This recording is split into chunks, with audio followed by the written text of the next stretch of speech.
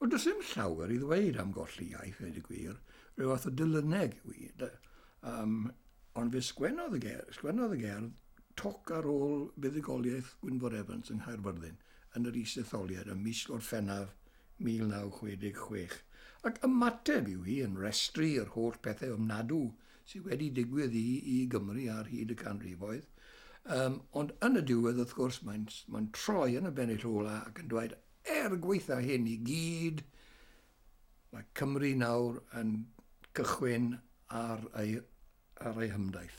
Ac mae'n rhyw fath o nodyn llawer mwy calonogol, mwy dewr reit ar y diwedd. Ac dwi'n credu dyna beth yw y pêl y gerdd. Wrth gwrs, mae'n anodd iawn siarad am y gerdd heb cofio canu Heather Jones. Mae Redydd Evans gwenodd y music, ond Heather Jones oedd wedi canu hi, ac erbyn hyn mae wedi ennill statws cerdd werin.